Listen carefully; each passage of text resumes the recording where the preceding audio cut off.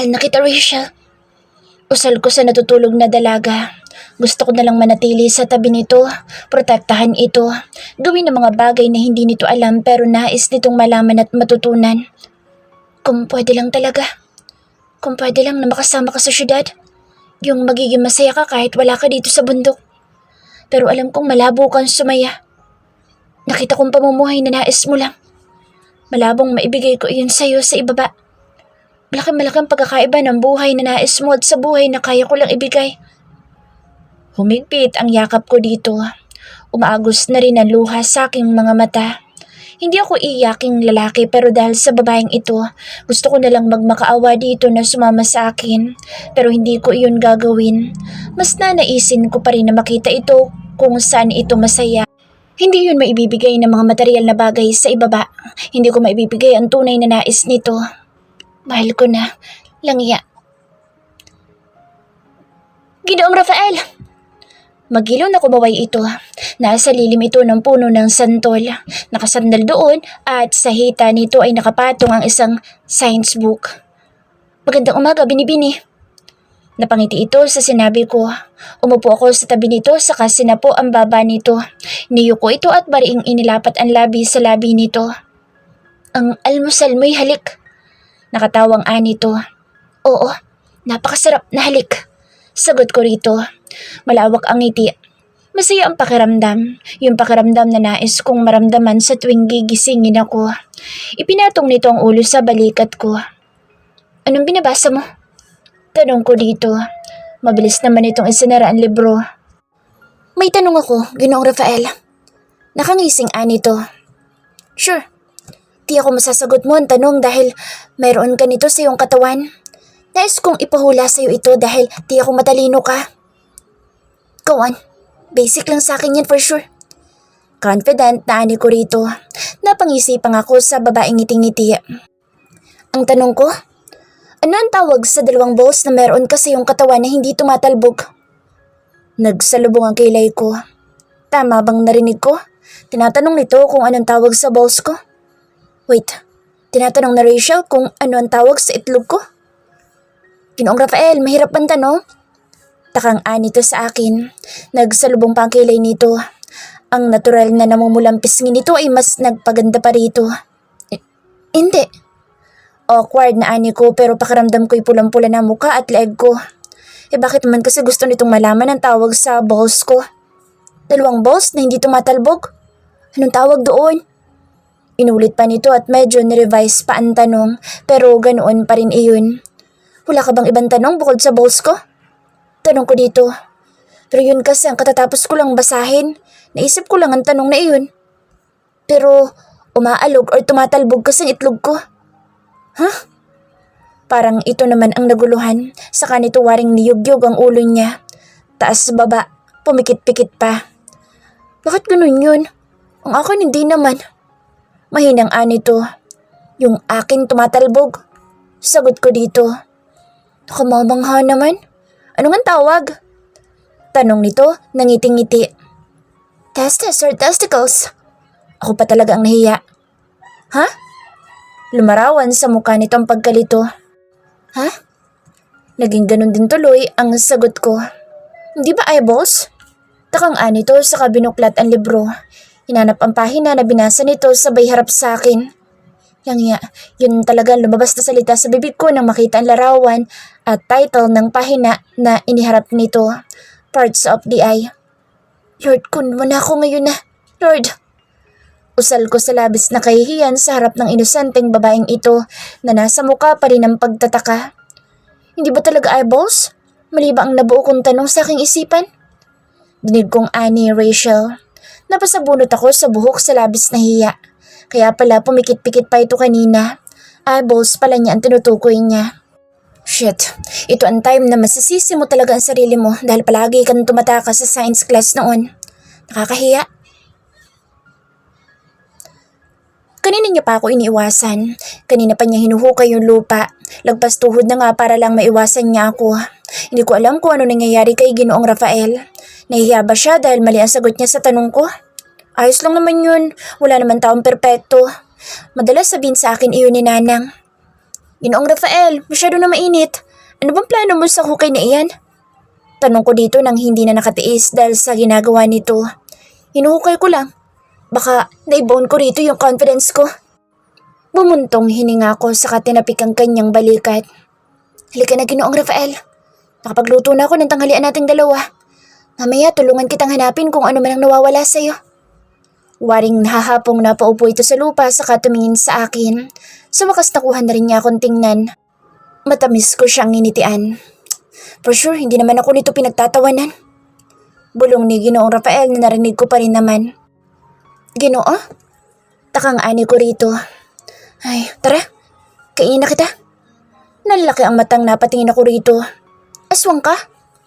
Takot na ani ko rito. Bakit naman niya ako kakainin? Kakaiba din talaga ang Ginoong ito. Langya, ang hirap naman bumanat ng suwabing joke sa'yo. Napakamot pa ito sa ulo. Patawad, Ginoo, kung yun may isang biro. Patawad dahil hindi ko naunawaan.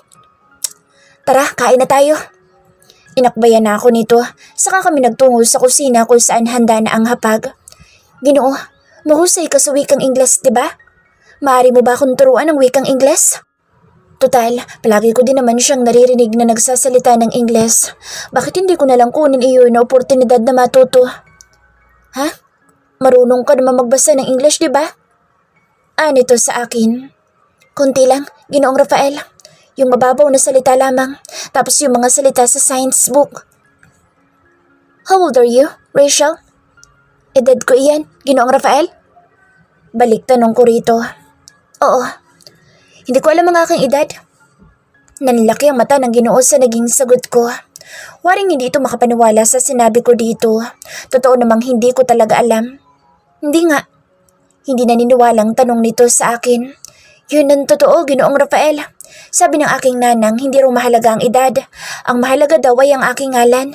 Saka mas mahalaga daw na nagigising tayo sa araw-araw kaysa bilangin ang bawat kaarawan na dumaraan. Pero importante iyon. Siguro kung hindi nawala ang aking alaala ay alam ko iyan. Nagdadaos kami ng kaarawan ko pero hindi naman sinasabi ang tamang edad ko. Grabe, bakit nawala ang alaala mo? Sabi ng aking tatang nahulog daw ako sa bangin. Hindi raw kasi ako nakinig sa kanila.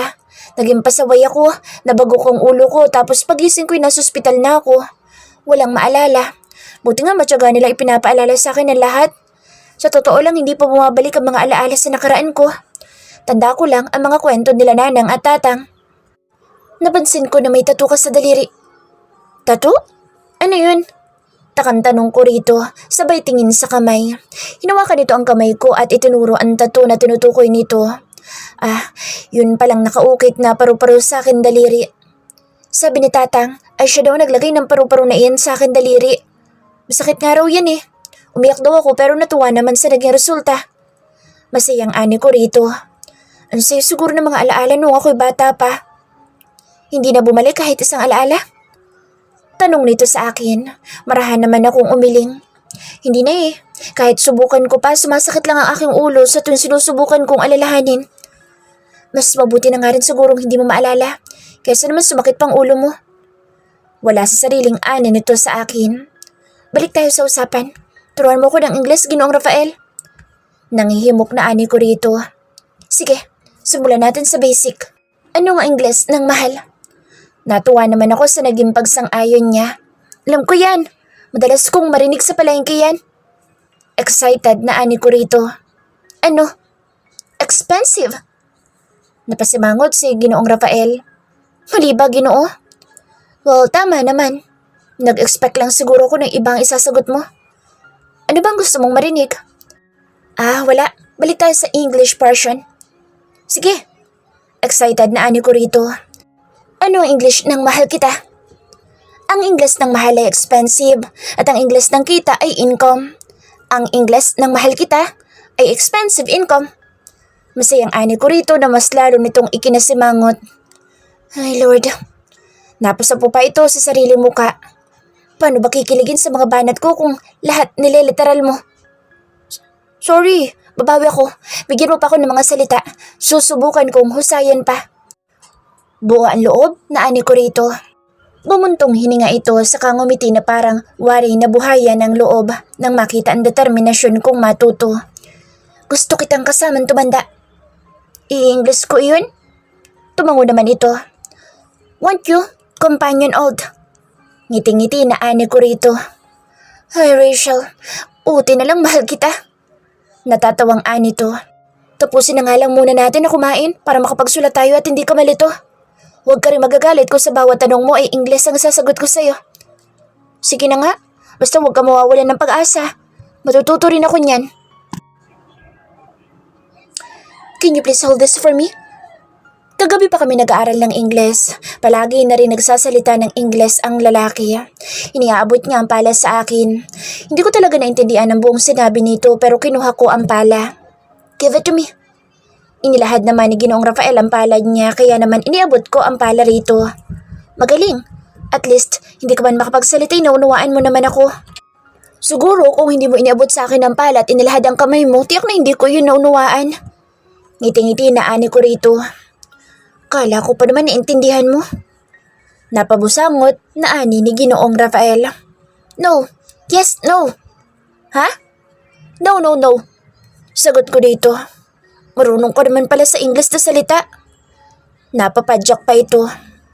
Alam mo noon, Ginoong Rafael, kapag pinapabasa ko ni Nanang ng English, tinatanong niya ako kung naunawaan ko. Kaso hindi ko naman naunawaan ang wikang Banyaga. Pero dahil nasa tabi niya ang kanyang kahoy na sandok, sinasabi ko na lang na nauunawaan ko. Dapat naging totoo ka sa kanya. Pero kapag naging totoo ko sa kanya, ay mapapalo naman niya ako. Di yun masaya, no? Kaya hindi ko naranasang mapalo dahil sinasabi ko palagi na nauunawaan ko. Proud ka pa. Mali ba yun? Mali. Nakakabasa ka ng English pero hindi mo naman pala nauunawaan. Kaya importante talaga ang formal education. Kaya mabuti rin na hindi ako manatili sa syudad. Puro sila English doon. Tumalikod na ako sa kanilayasan siya. Magbabasa ako ng libro. Baka makatulong sa akin iyon. Ilagay ang iyong kamay sa ulo. Isinulat ko iyon sa papel. Mahusay naman ako sa Pilipino. Mahina lang talaga sa Ingles. Put the hand. Tinitigan kong mabuti iyon. Anong English nang sa?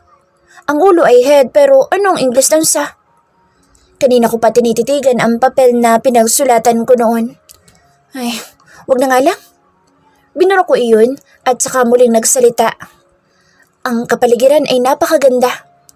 Pagkatapos ko isulat iyon ay tinitigan ko munang mabuti. The atmosphere is beautiful. Pagkatapos kong titigan iyon ay tumayo ako at pinakita iyon kay Ginoong Rafael na siyang nagluluto ngayon. Maaari mo bang tiyakin kung ito'y tama? Tanong ko dito. Literal na literal. Natatawang anito nang mabasa ang sagot ko. Ano itong binura mo? Tanong nito sa akin. Tiyak na ipapasagot niya iyon sa akin at tiyak na may hirapan ako. Wala yan, Ginoong Rafael. Isinulat ko lang ang iyong pangalan. Bakit mo binura? Wala lang din. Ngiting-ngiti na ani ko rito. Sige nga, isulat mo ulit ang pangalan ko. Wari ako nitong hinahamon kaya naman mabilis ko isinulat ang pangalan nito. Ginoong Rafael Macbeth. Natigilan si Ginoong Rafael at nakasimangot na tumingin sa akin. Malibang spelling ng kanyang pangalan. It's Rafael Macbeth, not Macbeth. Hala, ibig sabihin pala kapag hinanap kita, malabo kitang mahanap kasi mali yun tumatak sa isip ko na apelyido mo. Mali. Tandaan mo ito. Macbeth ako. Macbeth. Tumango-tango naman ako. Pangako, hindi ko lilimutin ang iyong ngalan. Ayan ka na naman, ang lalim na naman ang Tagalog mo. Hindi ko na pinansin ang sinasabi nito. Bumalik ako sa mesa at muling nagsulat. Dahil tama ako sa akin sagot ay nabuhayin ako ng loob na makakatama ulit sa wikang Ingles. Ang iyong pagkalalaki na kamamangha. Iyon ang sinulat ko. Narinig ko pa ang biglang pagmumura ni Ginoong Rafael. Nang tingnan ko ito'y naguhugas na ito ng kamay. Napasok ka, Ginoong Rafael? Takang ani ko rito. Tom. Yes. Bakit galit ka? Mukha kasi itong galit. Tom, I'm not. Nagulat lang ako sa sinabi mo. Hindi ka ba sanay na makarinig ng papuri? Ang iyong pagkalalaki na kamamangha. Shit.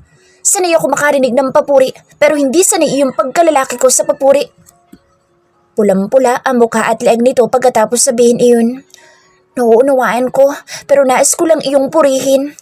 Tunay at labis akong humahanga. Siguro'y dahil nasanay lang ako sa libro ng science nakakakita ng ganoon. Pero mas nakabibilib kung aktwal mong mabibistahan. Bigla na lang lumabas si Ginoong Rafael. Ayaw niya sigurong pinupuri ang kanyang pagkalalaki. Kaya ibinalik ko na lang ang aking atensyon sa nakasulat. Iyong? Ano ba? Dayor? Baka naman, cure lang kapag isinalin. Ay, hindi lang pala si Ginoong Rafael ang magulo. Madalas English din. Bumalik si Ginoong Rafael sa ginagawa niya. Your penis is... Anong English na nakamamangha? Narinig pala iyon ni Ginoong Rafael. Amazing. Sagot ito kaya naman isinulat ko iyon. Ginoong Rafael, your penis is amazing. Muling kumalampag ang takip ng kaserola. Saka masama kong tinignan nito. Ay, ayaw mo nga pala ng papuri.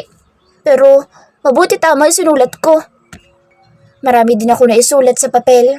Itinatama ko ni Ginoong Rafael sa ilang mali ko pero mas madalas, masamang tingin na ibinabato nito sa akin.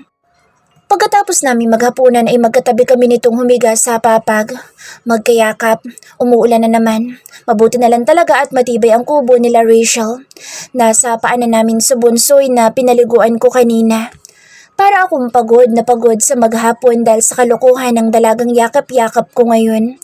Napaso pa ako kanina dahil lang sa pagpuri nito sa pagkalalaki ko. Valid naman siguro na magulat ako. Sino ba naman ang nasa katinuan ang pupuri sa pagkalalaki ko? Yes, I'm big pero hindi naman kailangan purihin. Saan ka nakakita ng ari na pinuri ng amazing habang nagluluto ng hapunan? Parang araw-araw na lang may mga bagong joke na natututunan si Rachel. Tapos ako yung nagsasuffer dahil ayaw ko naman pagtawanan ito. Dahil sa totoo lang seryoso ito. Pero dahil sa mga sinasabi nito ay nagiging joke iyon. Ang mga bituin ay nais kong abutin. Dinig kong anito. Wari kasing nagniningning sila kapag maganda ang panahon. Kaya naman nilang magtago kapag hindi maganda ang panahon. Ayan ka na naman. Ang lalim na naman ng mga sinasabi mo. Saway ko dito. Parang gusto ko nalang huminto sa gate ng utak ko sa pag-function. I love you. Natigilan ako, saka ako napatingin dito. At last, alam mo na ang Ingles. Tuwang-tuwa na ani ko rito. Ako, mahal ikaw. Dugtong nito sa akin. Napasimangot naman ako. Parang isip batang nagsalita. Bakit ba kailang isa-isang isalin? I love you too, Rachel. Mas lalo siyang nagsumiksik sa akin. Kulang na lang ay pumatong na siya sa ibabaw ko. Nang hindi na nga makatiis ay umibabaw na ito. Tapos yung bansot na baboy ay bumangon saka humiga sa likod ni Rachel. Oh God, napahagikik pa si Rachel sa naging ayos namin. Ang lakas na naman ng ulan. Nadiligan na naman ang mga halaman at ang lupang natutuyot. Dinig kong anito pero iba ang pumasok sa isip ko nang marinig ang lupa at dilig. Bunsoy, gisingin mo na si Ginoong Rafael. Utos ko sa alaga kong baboy. Naghahain na ako ng aming almusal para sa aming dalawa. Maulan pa pero nakuha ko pa rin bumangon ng maaga. Titingnan ko pa kasi ang mga tanim ko. Umalis ang baboy. Narinig ko ang pagrereklamo ni Ginoong Rafael sa silid. Tsak na dinag-anan ito ni Bunsoy. Matalinong aking baboy. Nakakaunawa ito sa mga sinasabi ko. Ilang sandali pa'y lumabas si Ginoong Rafael na pupungas-pungas. Agad na nagawi sa salwal niyang aking tingin. Ginoo, gising na rin ang iyong alaga. Mabilis nitong natakpan iyon. Nabanggit ni Ginoong Rafael kagabi na ang sikip daw ng mga ipinapasuot ko dito na panloob. Kaya naman sinabi ko ditong wag na lang niyang isuot. Ayun, hinubad niya kagabi. Naunawaan ko naman ito. Siguro'y nasasakal kapag masikip. Naghilamos muna ito saka nagmumug. Gamit ang aking tuwalya, pinunasan din niya ang kanyang muka saka naupo sa bakanteng upuan. Ito ang iyong kape, Ginoong Rafael. Mainit pa iyon. Masarap inumin sa ganitong maulan na umaga. Salamat, Rachel. Maupo ka na para makakain na tayo. Mabilis naman akong tumango dito. Sinangag na kanin, tuyo na may sausawang suka na may sili at bawang. Tapos nilagang talbos ng kamote. Ayos lang bang almusal, Ginoong Rafael? Tanong ko dito. Yes, it's perfect. I love it. Sinimula nitong sandukin ang sinangag. Inuna na nitong nilagyan ang plato ko. Sumunod naman ang kanyang plato. Masarap kapag kinakamay ang ganitong ulam. Ngiti-ngiti na ani ko saka dumampot ng isang piraso ng tuyo. Oo, masarap nga kapag kinakamay. Napakagat labi ito sabay titig sa akin. Ilang ulit pa itong napalunok. Nainggit siguro ito nung kamayin ko itong tuyo kaya dumampot din ako ng para sa kanya. Ito, kamayin mo din para ikay masarapan. Sabay abot ng tuyo. Napangwi ito saka iyon tinanggap. Tao po? Malakas ang tinig ng tao sa labas. Nagkatinginan kami ni Ginoong Rafael. Sobrang aga naman na may maligaw dito. Magtago ka! Utos agad ni Ginoong Rafael. Mabilis naman akong tumayo at nagtungo sa akin silid. May payong naman kami. Yun ang ginamit ni Ginoong Rafael upang lumapit sa tarangkahan. Palihim ako nakasilip sa labas. Isang babae na mukhang mangangaso, base na rin sa ayos nito. Basang-basa ito at mukhang nilalamig na. Sino ho sila? Magalang na tanong ni Ginoong Rafael sa babae. Ako si Sandy. Naligaw kami kaya kami napadpa dito. Ay kasama ko, sugatan siya. Sabay turo sa lalaki nakasandal sa puno. Kita ko ang pag-aalinlangan ni Ginoong Rafael kaya naman lumabas ako sa pinagkukublihan at tinawag si Ginoong Rafael. Bakit mo ko tinawag? Alam na nilang may kasama ko dito. Seryosong ani ni Ginoong Rafael sa akin. Nasa kanyang mukha ang labis na pag-aalala. Imbitahan mo silang pumasok. Mukhang lubhang nasaktan ng Ginoong kasama ng binibini. Utos ko dito. Nakita ko ang pagtatalo nitong sundin ng utos ko pero mas lumakas pa ang ulan kaya naman tumalikod na rin ito para balikan sa tarangkahan ng babae. Pinagtulungan ng mga ito na maipasok ang Ginoo na sugatan. Tama ito ng bala. Seryosong ani Rachel. Sanay ba talaga ito na makakita ng ganoon? Ilang segundo pa lang nitong tinitigan ang sugat na lalaking pinagtulungan namin ni Sandy na maipasok. Gumamit ito ng gunting at ginupit ang pantalon na lalaki para mabistahang mabuti ang sugat. Nasa binti ang tama, mukhang daplis lang pero mukhang marami ng dugo ang nabawas. Marunong ka bang gumamot ng ganito? Tanong ni Sandy kay Rachel. Seryoso naman tumango si Rachel, saka tumayo ito at kumuha ng mga gagamitin nito. Ginoong Rafael, tapusin mo na ang iyong almusal. Mamaya na lang ako magpapatuloy sa pagkain. Uunahin ko munang lapatan ito na lunas. May nahong ani Rachel. May mga kinuha itong mga ilan at hindi ko alam ang tawag. Pero base sa kilos ni Rachel ay tiyak na tiyak ito sa gagawin niya. Matalino nga ito. Kahit wala siyang formal na edukasyon ay nakikita ko ang husay nito. Experience? Siguro ngay nahubog talaga ito na experience niya. Hiyaw ng hiyaw ang lalaking ginagamot niya habang ang babaeng nagpakilalang Sandy hawak-hawak ang kamay niya. Lumapit na rin ako para awatin sa pagpupumiglas ang lalaki. Tumigil ka nga. Dadagdagan ko yung tama mo kapag hindi ka tumigil. Natigilan ako sa sinabi ng babae. Ikaw bang may gawa nito sa kanya? Nagsususpetsang tanong ko kay Sandy. Of course not. Kung ako may gawa niyan, baka patay na yan ngayon. Who are you? Tanong ko rito. Paano kayong napadpad dito? Bumuntong hininga naman ito. May humahabol kasi sa amin kanina. Plano kaming patayin. What? Rachel, delikado pala mga taong ito. Baka madamay pa tayo kapag mananatili pa sila na matagal dito. Inaalala ko lang naman ang kaligtasan ni Rachel. Natatakot ako para dito. What if makita siya ng mga humahabol sa kanya? What if matipuhan siya? Huwag kang mag-alala, Ginoong Rafael. Mukha naman silang mababait. Tugon ni Rachel. Huwag kang mag-alala. Mabuti kaming tao. Singit ni Sandy pero hindi ako yung tipo ng tao na nagbibigay agad ng tiwala sa iba. Mapagsuspetsya ako. Nang malinis na Rachel ang sugat ay may kung ano pa itong inilagay doon, saka nito ibinanda ang sugat. Mabubuhay pa siya mga 1 linggo. Ewan ko ba? Natawa ako sa sinabi ni Rachel. I think hindi siya pwede maging doktor. Grabe yung 1 linggo. At least may 1 linggo ka pa, Diego. Congrats! Cool na ani ng babae. Sige na, kumain na kayo. Ako na bahala dito. Nakangiting ani ni Sandy.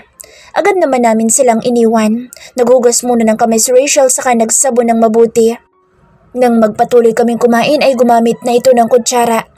Ginoong Rafael, manatili ka muna rito para may kasama sila habang nagtitingin ako sa mga pananim. Nakangiting ani to sa akin. Hey, hindi ako babysitter no? Babysitter? Tagapag-alaga. Ginoong Rafael, hindi ko naman sinabing alagaan mo. Samahan mo lang dito. Wala kang kasama. Kaya ko sarili ko. No, sasama ko. Kaya na nila ang buhay nila. Wala din naman choice si Rachel. Hindi ako komportable na umalis itong mag-isa. Pagkatapos namin kumain ay nagpaalam na kami kay Sandy at Diego. Ibinilin din ni Rachel na may pagkain pa sa kaldero. Umuulan pa rin. Gamit ang malaking plastic na ginawang kapote ay umalis na kami ni Rachel. Kasama pa rin si Bunsoy na waring sanay na talaga sa gawain nila. Bitbit ni Rachel ang itak. Ako naman ay may bitbit ng timba. Sabi nito'y, "Tsak na may mga gulay na kakailanganin ng i-harvest. Kaya naman kailangan ng lalagyan." Pagdating sa taniman ay halos nakahiga na ang ibang pananim. May naputol na puno ng papaya. Yun ang agad na nilapitan ni Rachel at pinagtataga. Kinuha lang nito ang bunga saka iginilid ang puno. "Ako na." Dinampot ko ang papaya saka inilagay sa timba. "Ginoong Rafael, napakaganda ni Sandy, no?" Natigilan ako sa pagdampot ng papaya. "Mas maganda ka." Sagot ko dito. "Hindi, mas maganda siya, Ginoong Rafael. Panay nga ang sulyap niya sa'yo eh." "What?" "Hindi ko yun napansin." Sagot ko dito. Totoo naman eh, hindi ko talaga iyon napansin. Mukhang humahanga siya sa angkin mong kakisigan. "Rachel, kasintahan mo na ako ngayon. Kapag may tumitingin sa akin, dapat hindi ka papayag." "Ha? Dapat ipagdamot mo ko. Dapat ikaw lang ang titingin sa akin." "Ganun ba magkasintahan?" Takang tanong niya sa akin. Mabilis naman akong tumango. Kapag ang babae ay paulit-ulit na tumitingin sa lalaki, ibig sabihin nun ay natitipuhan niya ang babae. "Baka agawin ka niyo sa akin. Hindi ka naman papayag, di ba?" "Oo naman." Sabay angat ng itak. "Isang hataw ko lang nito. Tiyak na hindi na sila titingin sa'yo." Parang bigla tuloy ako natakot at umiling ako rito. Masama yun. Ano palang gagawin ko? Dapat yayakapin mo lang ako. Hahalikan tapos sasabihin mong, "I love you." Mabilis itong tumango. "Gagawin ko yan." Napuno ang timba. May mga gulay pang pwedeng pakinabangan kaya naman nagpresenta si Rachel na babalik sa kubo para kumuha ng panibagong timba. Ako naman ang nagpresenta na magtabi sa gilid ng mga kalat.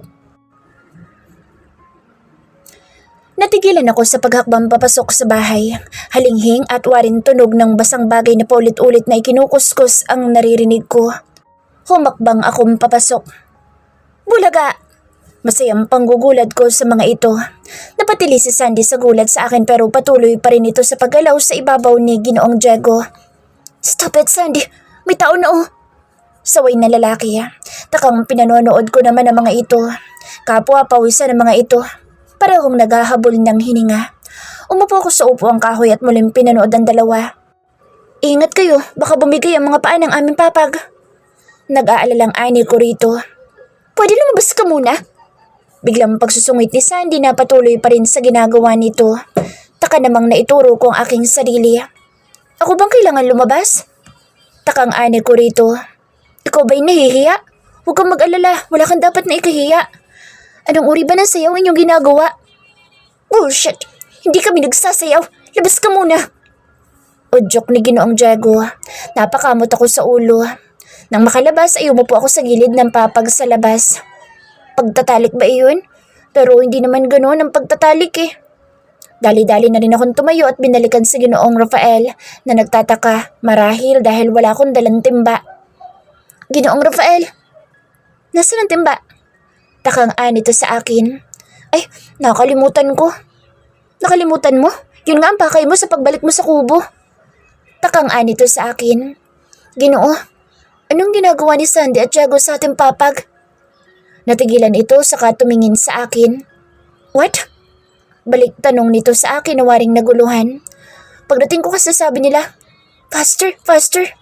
Di binuluga ko sila. Tapos itong si Sandy nakapatong sa hita ni Ginoong Diego tapos nagtataas baba. Nagalit si Sandy nang makitang pinapanood ko sila. "Pinanood mo sila?"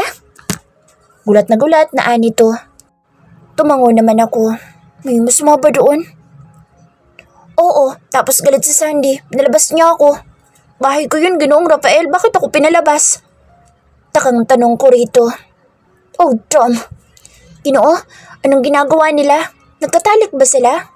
Pero hindi ba't nakahiga kapag nagtatalik?" Takang-taka at naguguluhan talaga ako. May innocent Rachel. Aliw na lumapit si Ginoong Rafael at hinalikan ako sa labi. Parehong basa na ang mukha namin dahil sa ulan. may iba't ibang posisyon sa pagtatalik. Talaga? Gulat na tanong ko rito. Oo. Nakamamangha naman iyon. Pinisil nito ang baba ko. Kapag nakakita ka na nagtatalik, please lang huwag mong panoorin. Umalis ka kaagad at huwag kang maingay. Naunawaan ko, Ginoong Rafael. Tumangutango pa ako rito. Nagpatuloy kami sa pag-aani ng gulay.